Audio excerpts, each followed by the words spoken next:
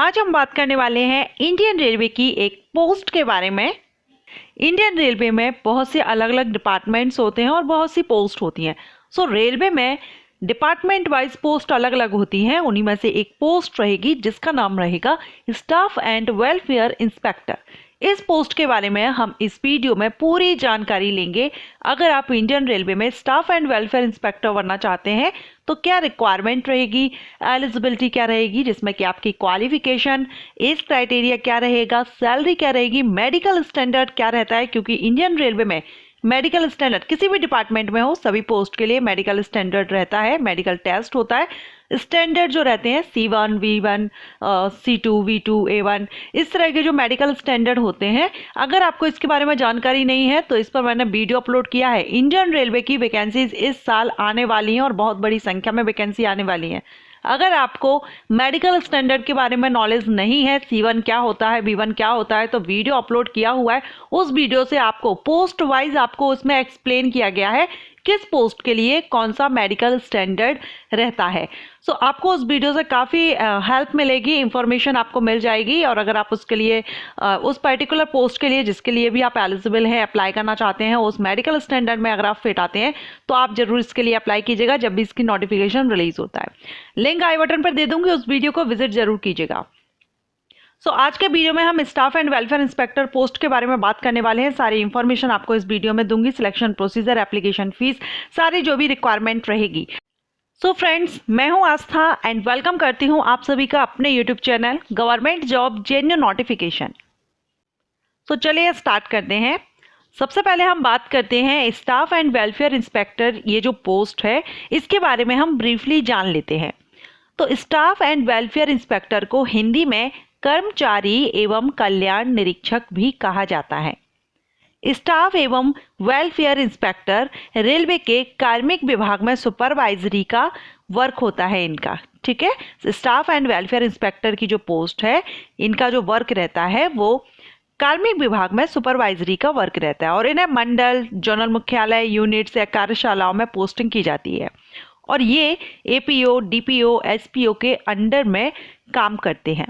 Okay, अगर आप भी इंटरेस्टेड हैं इस जॉब को लेकर के या इस पोस्ट पर भर्ती चाहते हैं तो चलिए हम जान लेते हैं इसकी पूरी एलिजिबिलिटी कंडीशंस क्या रहेंगी। सबसे पहले हम बात करेंगे एज लिमिट की। स्टाफ एंड वेलफेयर इंस्पेक्टर के लिए एज लिमिट होती है 18 से 33 साल, 18 to 33 ईयर। ये जनरल कैटेगरीज के कैंडिडेट के लिए है। रिजर्व कैटेगरीज के कैंडिडेट को रिलैक्सेशन मिलता है। SC ST कैंडिडेट को 5 ईयर्स का, OBC कैंडिडेट को 3 ईयर्स का एंड अदर जो कैटेगरीज हैं उनके लिए भी एज रिलैक्सेशन इनमें मिल जाता है अकॉर्डिंग टू कैटेगरी।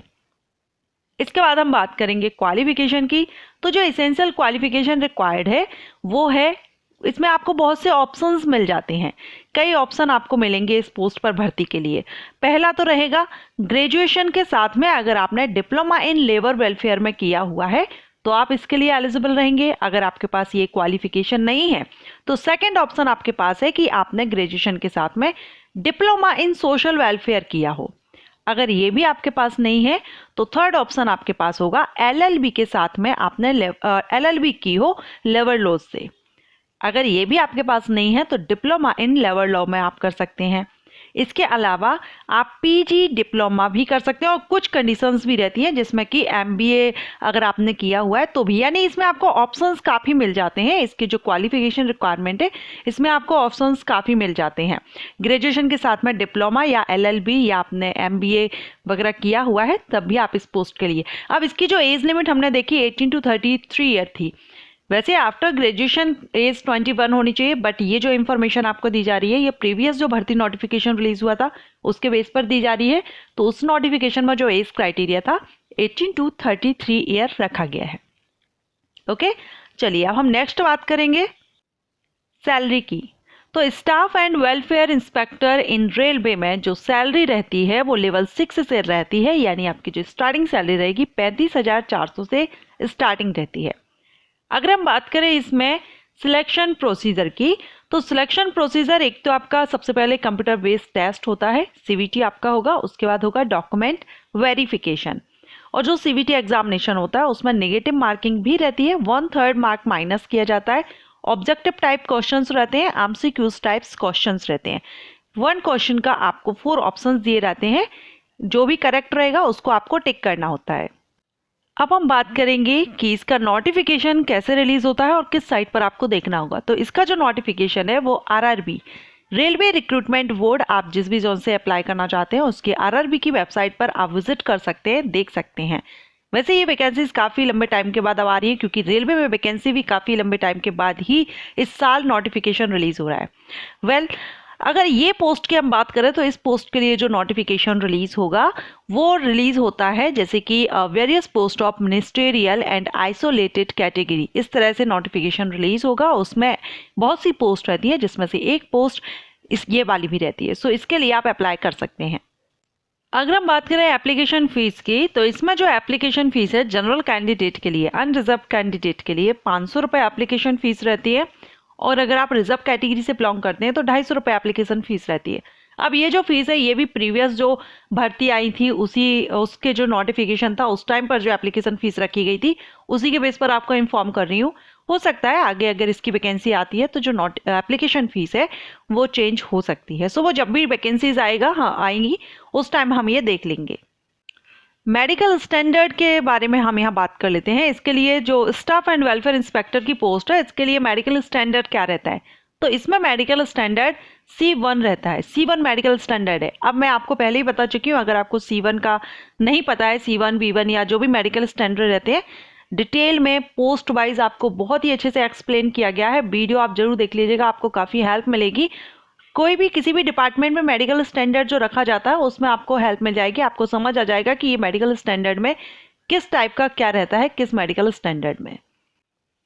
ओके, सो आज हमने रेलवे की जो एक पोस्ट है स्टाफ एंड वेलफेयर इंस्पेक्टर की पोस्ट, इसके बारे में हमने आज इस वीडियो में जाना है। और अगर जो वैकेंसीज आती हैं हो सकता है कि इस पोस्ट के लिए भी वैकेंसी आई। ये कार्मिक विभाग की पोस्ट रहती है। रेलवे में अलग अलग डिपार्टमेंट्स रहते हैं, आप सभी जानते होंगे। अगर नहीं जानते हैं और आप चाहते हैं कि मैं सभी डिपार्टमेंट्स के ऊपर एक वीडियो अपलोड करूं, कौन कौन से डिपार्टमेंट्स होते हैं रेलवे में, किन किन डिपार्टमेंट्स में आप भर्ती ले सकते हैं, कौन कौन सी पोस्ट होती हैं, तो आप मुझे कमेंट कर सकते हैं। ज़्यादा से ज़्यादा कमेंट आने पर मैं इस टॉपिक पर भी एक वीडियो अपलोड कर दूंगी। इंडियन रेलवे के कौन कौन से डिपार्टमेंट्स हैं सभी के बारे में आपको इन्फॉर्मेशन दे दूंगी। एंड अगेन कहूँगी, इंडियन रेलवे की तरफ से वैकेंसीज आ सकती है। अप्रैल के बाद नोटिफिकेशन रिलीज हो सकता है कभी भी, आप तैयार रहिएगा। आप 10th पास हैं, 12th पास हैं या ग्रेजुएट हैं, सभी कैंडिडेट के लिए वैकेंसीज बहुत अच्छी आने वाली हैं, बड़ी संख्या में वैकेंसीज आएंगी। सो आप तैयार रहिए। और आगे अगर आप किसी भी पोस्ट के बारे में इंफॉर्मेशन चाहते हैं इंडियन रेलवे या अदर डिपार्टमेंट, आप मुझे कमेंट कर सकते हैं। मैं जल्द से जल्द वीडियो अपलोड करूंगी। Thank you.